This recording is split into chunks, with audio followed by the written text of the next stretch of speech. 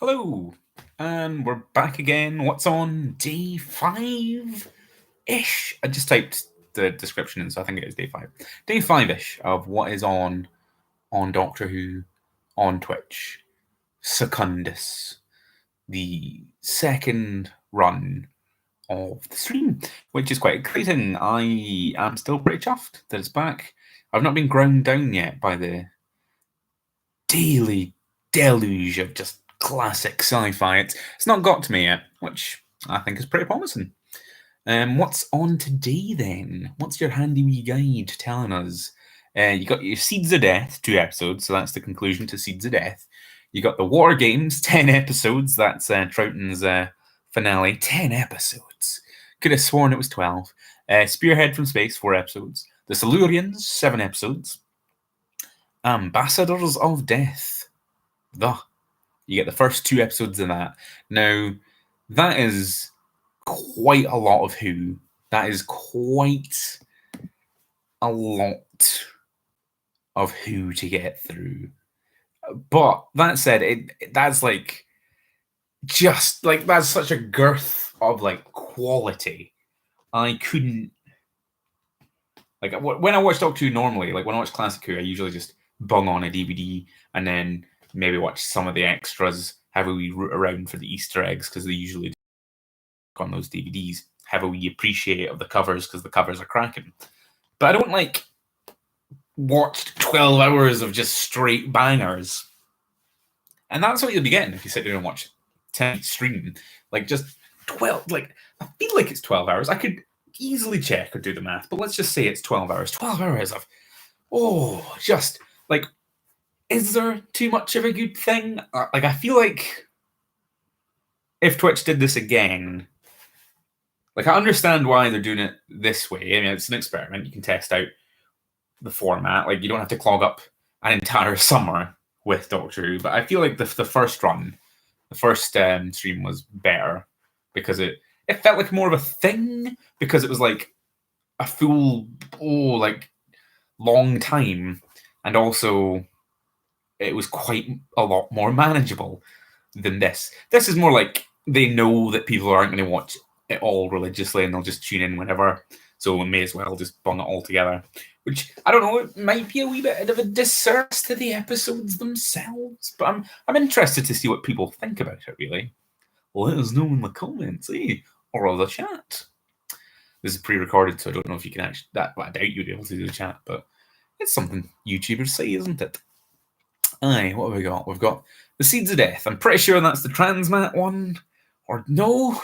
Yeah, because it's the one where the Ice Warriors are transmitting pollen or something. I'm not great. The War Games, though. The War Games is a very long thing. It's 10 straight episodes of stuff. Of like, it's very like it's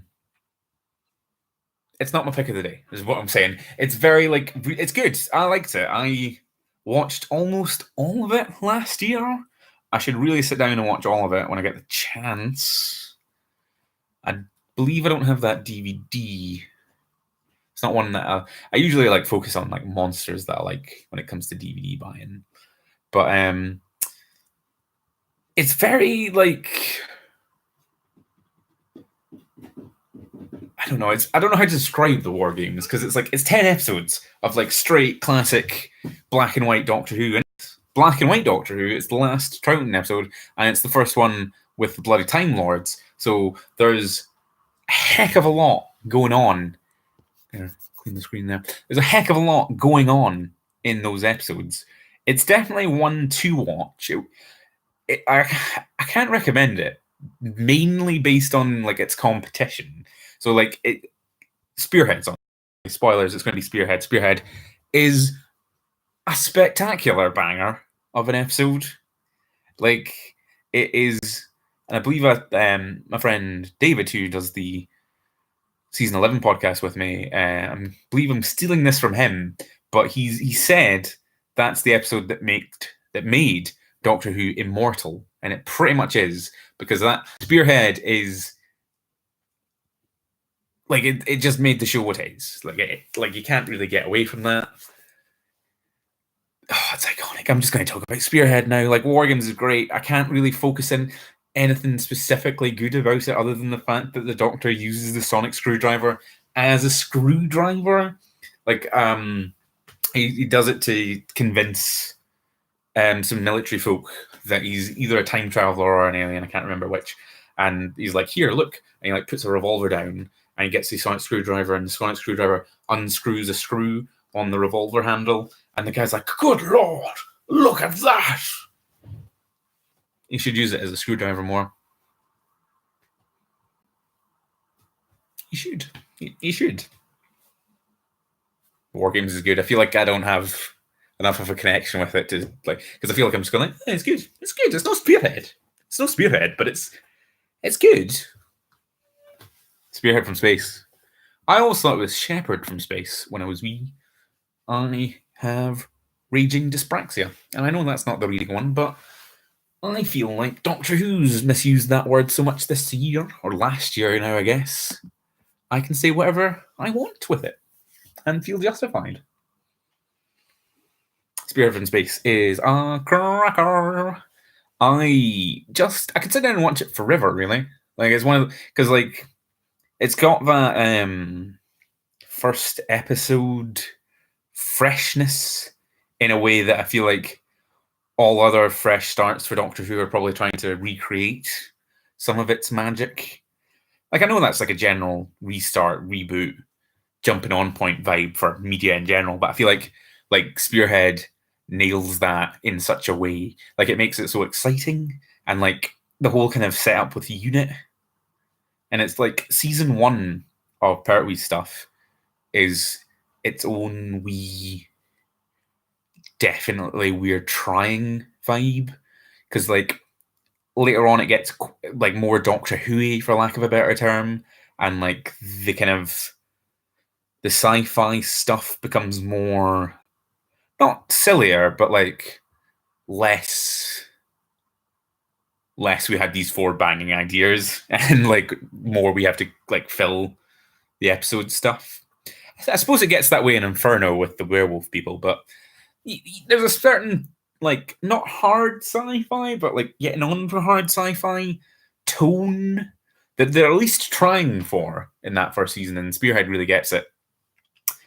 And the Autons are great. They will probably be my monster of the night because we're doing that, and that makes me feel happy.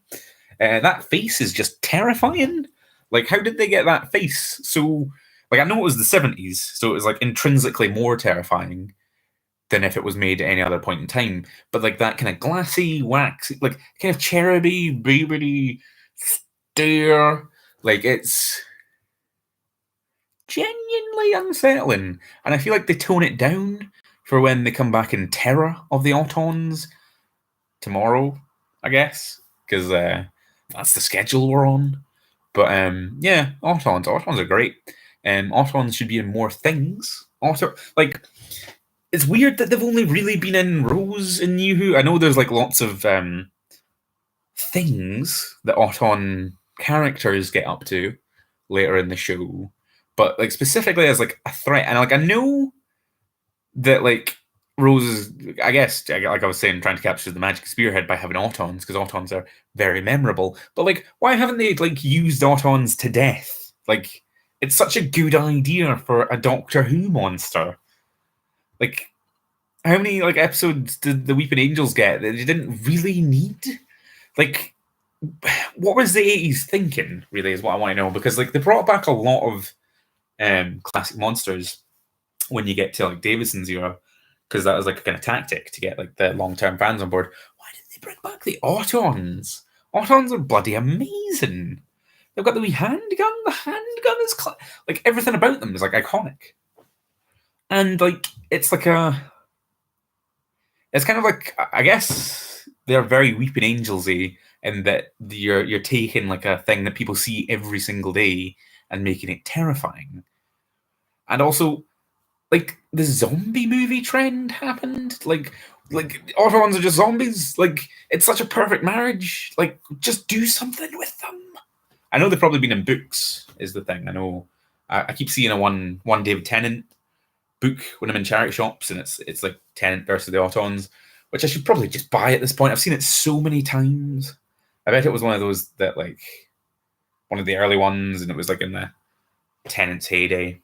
And I went, oh, I'll get my son a Doctor Who book, and I can't even remember what it's called. It's got a weird number name. If you know, let me know in the comments. Spearhead from Space is the pick of the day. The Silurians is really good though. Like, I quite like the Silurians. Silurians is one of those sleeping aid episodes, and I know that sounds really bad, but like there's a kind of quality to Classic Who where you can just fall asleep to it because it's such a nice time. I know like lots of people die in Silurians because like the lizard people unleash a virus at one point, and it's very like that was like, I guess that's the compromise in Silurians because they make a monster, but really they want to talk about like, what if a plague hit Britain? What would happen?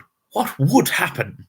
And I feel like one guy dies, but it's quite an affecting scene. He's like coughing and spluttering, and he's on the tube. So obviously they've got their idea there, where it's like, oh, it only takes one man to like infect the whole metropolitan area, and it's very like Silurians to me is very like when you think about Pertwee and Unit and stuff, you also think about the kind of like early 70s political stuff, and I feel like there's a lot of kind of MPs. It might not be MPs; it might just be civil servants or whatever. But there's a lot of like men in suits with bowler hats, either getting in the way of the Brigadier. That might not happen in the episode, but like we say, as we say on the show, I feel like that's what happened. So I quite like that as well. And there's a lot of just like cutting about fields, and like there's a fun Silurian who's like running away. I feel like he might die.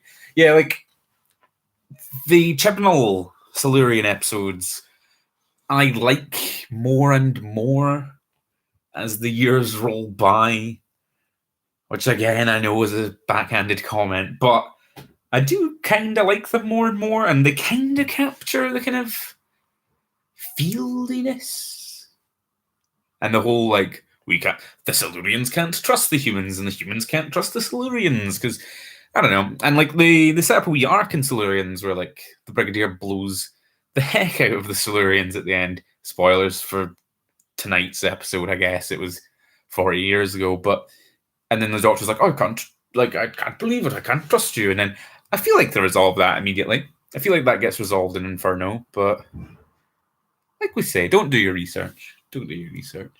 Is Inferno on after? No, it's Ambassadors of Death. Yes, the night ends with the Ambassadors of Death. I didn't see Ambassadors of Death back in the day. I remember seeing like Spearhead from Space. I feel like that was the first bit of Doctor Who that I ever saw. That's probably why it's the pick of the night, because it's right there in wherever my heart's meant to be. Well, there's two of them because it's Doctor Who. Haha. But Spearhead was the first episode I saw, so that's probably why, if we're honest. And I remember seeing Silurians. I remember at least remembering Silurians. But Ambassadors of Death, was it just not shown when I was wee because it was in black and white? Because I feel like it was in black and white for loads of years.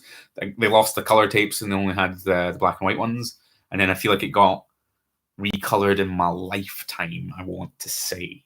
So maybe they didn't show it. But I remember seeing something of it. I remember seeing the alien. So like I don't, even though I watched it last year on Twitch, I still don't really remember that much from it. So it still kind of occupies this kind of mythical part in my brain, which I like to keep. We talked about this in the first episode, but I like to keep certain things in like media just unknown if they're already unknown to me, and like I don't super need to watch them. I'm quite happy just being like, oh, it's that mythical thing from my childhood. Maybe I'll see it one day. Oh, wistful. But Ambassadors of Death is kind of that for me, for Pertwee's Who. There was a lot of Pertwee's Who I didn't see until last year. Like, I thought I'd seen most of it, but it turned out there was great big chunks that I hadn't seen, which I was quite grateful for, again, Twitch. I know this is a show about like Twitch, and like YouTube doesn't like Twitch, but they've not brought the hammer in yet, so let's just keep going. I remember Ambassadors of Death being, again, quite on brand for their. Oh, sounds horrible. On target for their kind of tone kind of thing. Very kind of like modern day 70s London. I think there was episodes were filmed in like 69 as well, which I never thought about until I was looking at the wiki last year when I was going through the episodes on Twitch, having a look for wee Easter eggs and whatnot, wee trivia bits and bobs. So that's the wee thing you can take away here, that like you think that like Pertwee's first season's very, very, very 70s, but it was filmed, or at least vast chunks of it were filmed in the 60s. Which in my mind changes things a bit. I don't know if it does. Like it's still very, very brown. Almost agonizingly brown. It's like they knew. It's like they knew as soon as it turned midnight on Widgeon Face, became the first on January 1st, 1970, they knew that beige, brown grimness was just going to like swamp them.